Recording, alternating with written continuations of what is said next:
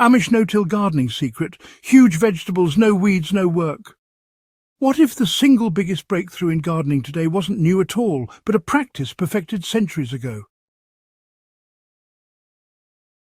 While modern growers race to buy stronger fertilizers, smarter tools and endless sprays, the Amish quietly continue thriving with bigger, healthier vegetables and fewer weeds, all without ever tilling the soil. Their method challenges everything we've been told about gardening, and the best part, you can start applying it in your own backyard this very season. Why the Amish never till the soil? Tilling has long been considered the first step in gardening. We break up the soil to loosen it, we flip it to expose fresh ground, and we believe it makes planting easier. But in reality, tilling is one of the most damaging things we can do to the earth beneath our feet. Every pass of a rototiller slices through the living networks that make soil thrive. Beneficial fungi, earthworm tunnels, air pockets and microscopic life are all disrupted. Weed seeds buried deep in the soil are brought up to the surface where sunlight triggers them to sprout. The result is soil that becomes weaker, drier and harder to manage over time. The Amish understood this long before science confirmed it. For more than 300 years they have treated soil as a living ecosystem, not just a medium to hold plants upright. By refusing to till, they protect the hidden life underground, the microbes, fungi and natural structures that allow plants to grow strong with less interference. This is why their soil grows more fertile every year, while tilled plots often require heavier inputs to stay productive. You know, healthy soil is not just dirt. It's actually a living, breathing community of billions of microorganisms. These invisible helpers create pathways for water and nutrients, break down organic matter and form tiny clusters that balance drainage with moisture retention. Think of these natural clusters as sponges. They hold water when it's scarce, but release it during heavy rain. But when soil is tilled, these structures are broken apart instantly. Water drains too quickly in dry weather, roots suffocate in compacted clumps, and nutrient highways are cut off. Honestly, it can take years for the soil to rebuild what one round of tilling destroyed. No-till methods, however, preserve this underground network. Roots grow deeper, fungi spread wider, and beneficial organisms multiply.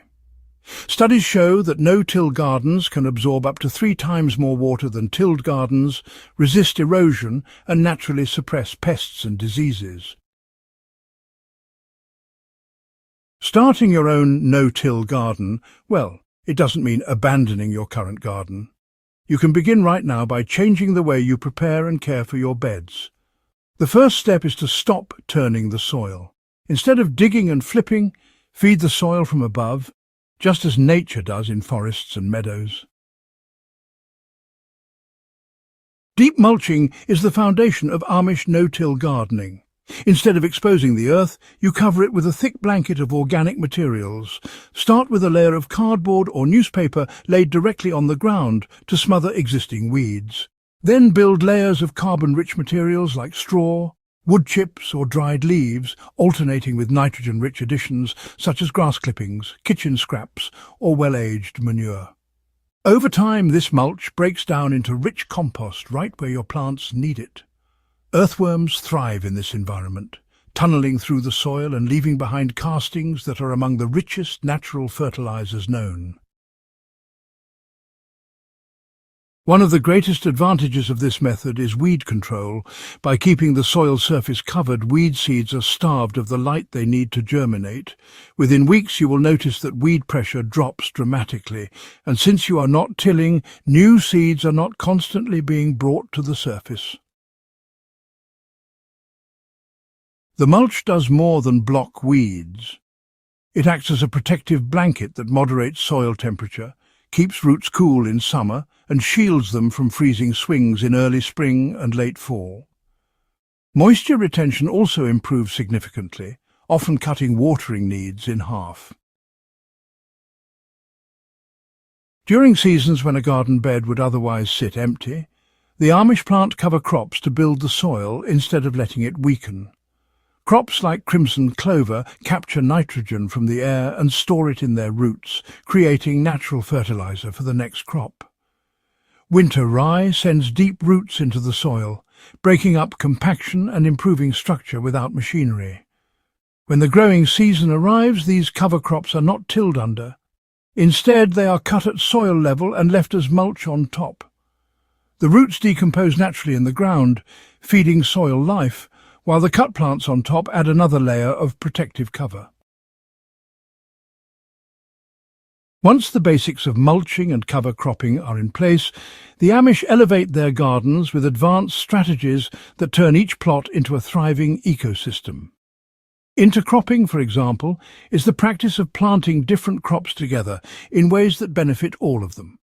Corn, beans and squash, the famous three sisters, are a classic example. Corn provides a tall structure for beans to climb. Beans feed nitrogen back into the soil, helping the heavy-feeding corn.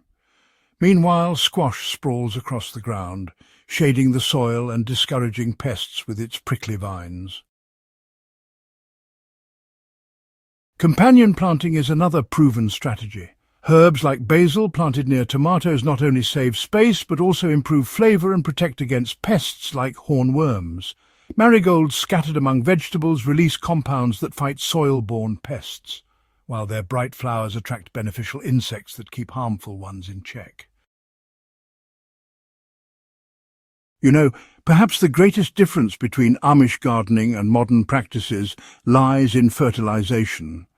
Instead of applying quick-release chemicals that push plants to grow rapidly, the Amish focus on feeding the soil itself.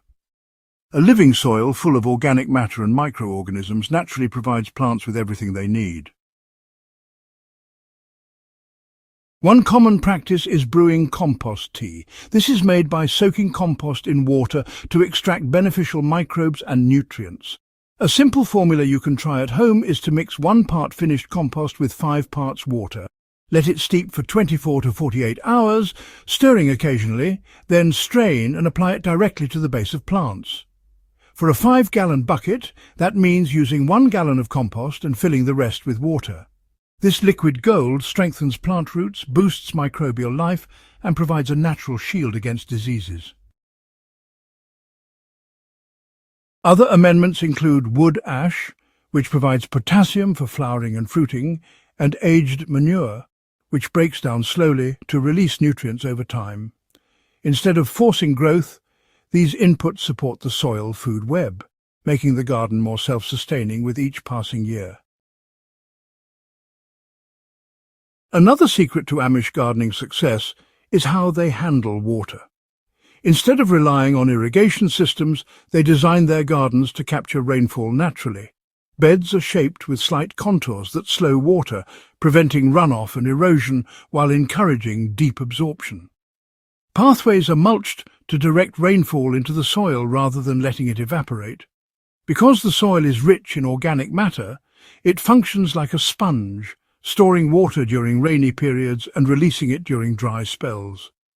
This system reduces dependency on hoses and sprinklers, ensuring crops stay healthy even in unpredictable weather conditions. The rewards of no-till gardening. You see, the transition to Amish-inspired gardening is not just about technique. It's about rethinking the relationship we have with the soil. Instead of fighting against nature with machines and chemicals, you begin working in harmony with the living systems that have always been there. Within a single season, most gardeners notice fewer weeds, stronger plants, and less need for constant watering. Over multiple years, the results compound. Soil grows richer, pest problems diminish, and harvests increase steadily. What begins as a simple change in method evolves into a self-sustaining cycle that produces food with less work and greater reward. Bringing it all together now, Amish gardening is proof that the old ways often hold the answers we are searching for today. By never tilling, they preserve the delicate life in the soil.